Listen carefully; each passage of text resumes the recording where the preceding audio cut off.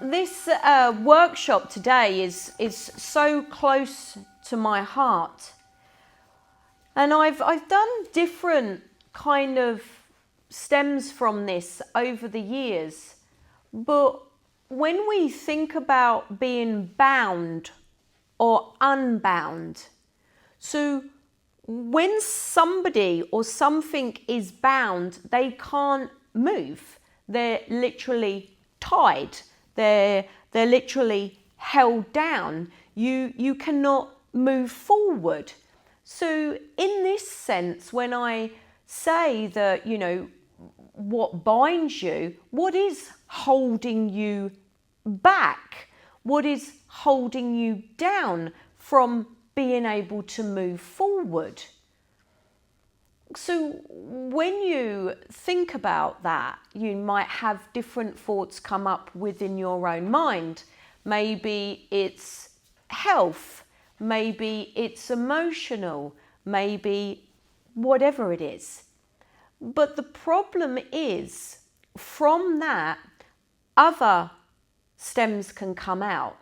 So we may think to ourselves, you know, what's holding me back is the bottle of wine I'm having every night, you know, that's what I'm bound by. But it's not that. So we start to try and give up the glasses of wine, or we start to do this, but you need to go right back to the root, deep down inside you. What is that? So most people will kind of work on the addiction, but what is causing the addiction? Does that make sense? Yeah? Good. So this is the thing. It's like, I'm really angry in the morning, but I have to have my 2 cups of coffee and then I'm fine. So then you think, well, I'll start to change the 2 cups of coffee. But it's not the 2 cups of coffee. What is making you angry? Do you see where I'm coming from? Yeah? It's that. We need to see that. We need to work out why we keep repeating these patterns of whatever it is. We keep going back to the same behavior. So they call it the granthis, the knots, that you keep repeating this. And then they cause these scars, samskaras they're called, these scars that are inside you. It's like we need to know what the knots are and what the scars are. And how many people want to do that work? Well, you lot here. Because that's difficult. It's difficult to look that deep. Yeah? And maybe it's not even personally you. Maybe it's a family member. Maybe it's someone else. Yeah? We need to know why. So one of the things that I find fascinating at the moment is there's lots of talk about visualization. Have you heard this? Yeah? Have you heard about it? So what there is there's lots of workshops and there's lots of classes and there's lots of courses you can do online that you can visualize yourself to be anything. Okay? And they teach you how to visualize this in your mind. Okay? So let's, for example, you want to learn, well, not you want to learn, you want to visualize yourself running a marathon. No, right? So they'll teach you how to visualize this. You'll visualize yourself running the marathon. But let's be honest, unless you put in the work, doesn't matter how much you can visualize yourself running that marathon, it's never going to happen in a million years. Because it's not going to work unless you find out why you're not getting up and doing the exercise to achieve it. So whatever you want to achieve, you need to put in the work to achieve that. Does that make sense? So, pick up your block and put it up in the air. Don't worry. Don't worry, Anne. Okay. So, whatever you think that you're holding on to, whatever's binding you, is like this block. We agree? How long can you hold this block up? Yeah? And then whatever you're holding on to is exactly the same thing. You've been holding on to anger, jealousy, frustration, bitterness, why me, why not them, whatever it is, and you hold on to it and you become attached to it and now you're bound to it.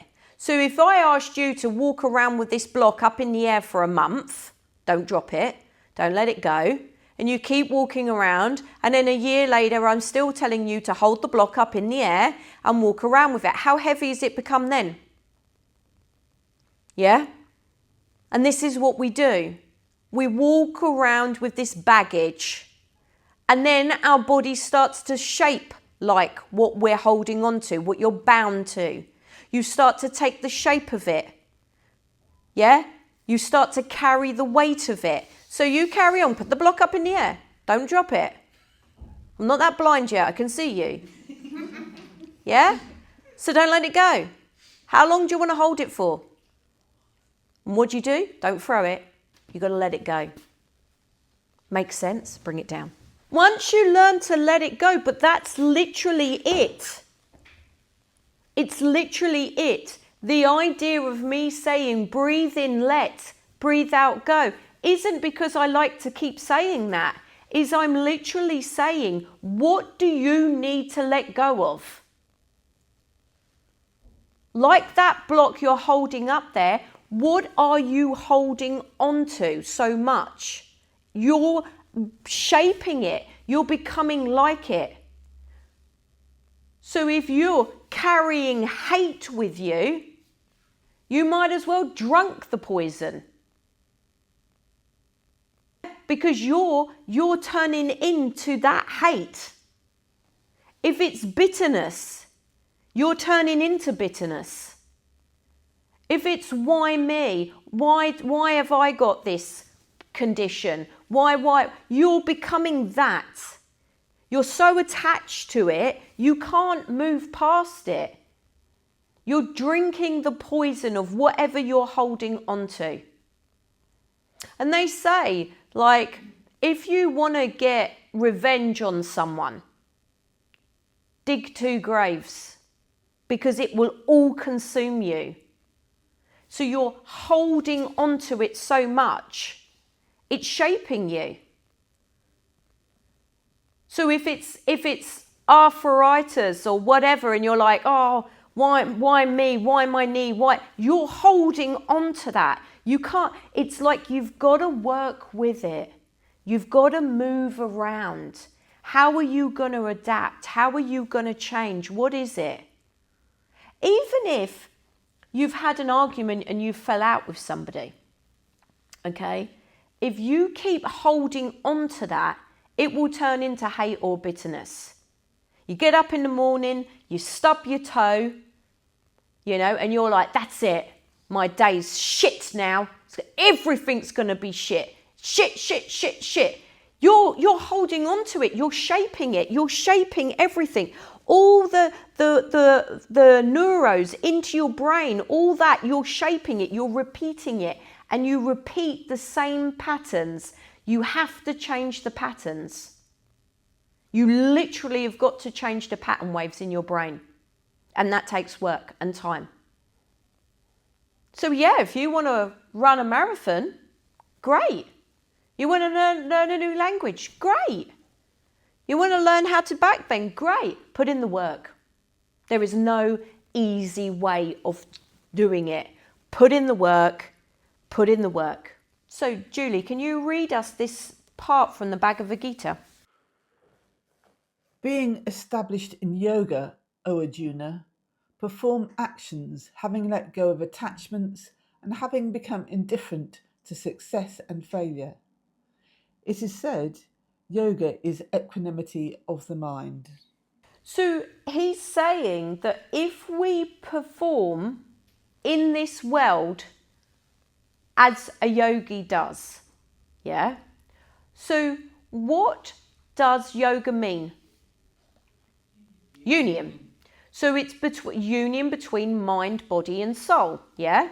And then there's 8 parts to yoga. how we treat others and how we treat ourselves. So he's saying, if you're firmly established in the 8 limbs of yoga, you will have evenness of mind. And what we become in all these scriptures, it says, you know, non-attachment, non-attachment, non-attachment. It doesn't just mean to materialistic things. You get attached to your emotions. Yeah? So you can get attached to, is like, you know, as soon as you want, hello, my name's Dawn and I'm divorced. Did I tell you what my divorce was like? Blah, blah, blah, blah, blah. You can get so attached to it, it defines you. It's all consuming. Have you ever seen someone who's riddled with bitterness? It changes them. And then you wonder why you have these other health conditions that come up. Because you're all consumed in it. You have a choice to let it go. Has any of you made the same mistakes over and over again? Yeah? We start to realize that, you know, we can make the same patterns. We can make the same mistakes. We can end up in the same relationships. Has any of you ever done that? Ended up in exactly the same relationship. Yeah? It's like, well, why am I back here again? Because you haven't got out of that. You've not changed the patterns in the brain. You have a choice. You have a choice.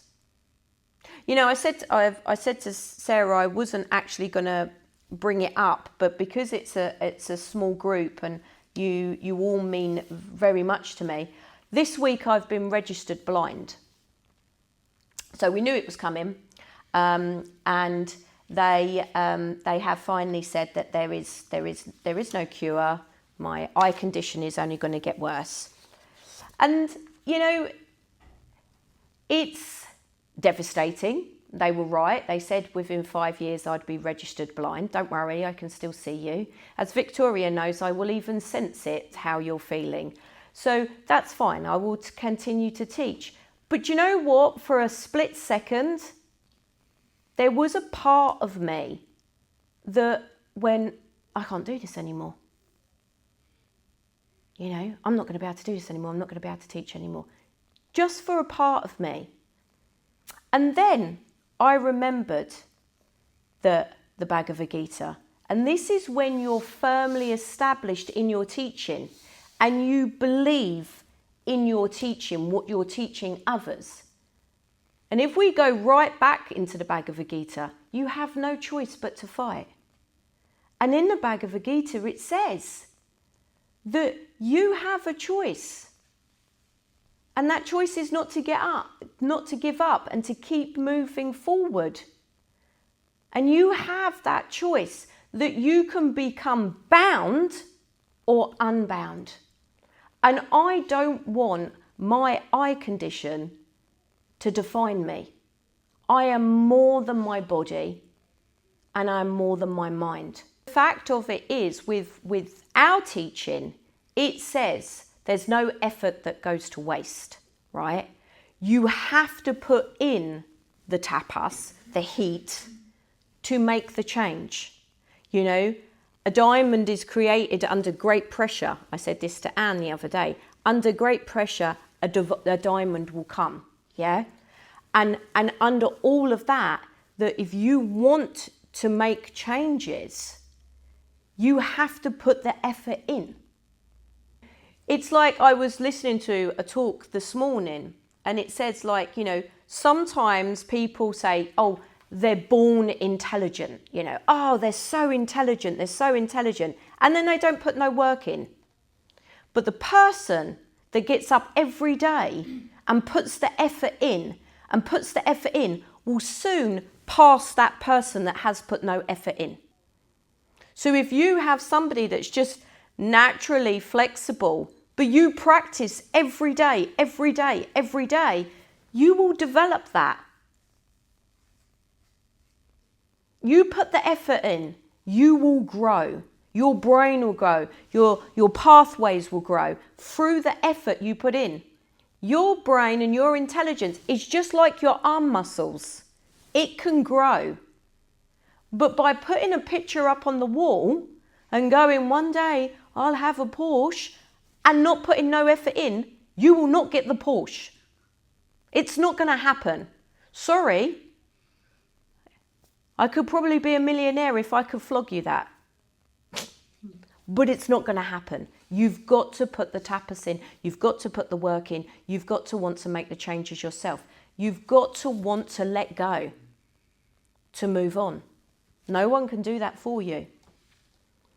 Moving your physical body like we're going to do now will show you where you're holding your tension. And you work through that tension. And you work through to calm your mind so you can see things clearly. So, the kleshas are the natural afflictions that we hold on to. So again, you're attached to pleasure, you're attached to pain. You can have a fear of this physical body dying. Yeah, it's going to be, isn't it? It's like we're so frightened of getting older and you know, but it's going to happen. So it's, you know, we keep trying to hold on, cling to something so much, and it is that fear. And it's a grieving process. It's like the vision of my eyes, the vision's dying. So naturally, inside, you're grieving for that loss. But you have to remind yourself you're more than that. I'm more than my eyes. Or give up. Your choice. That's it. You have a choice. Just give up. That's what you want to do. Or be more than that. Keep moving forward. Keep growing. Keep studying. Keep developing. Or not.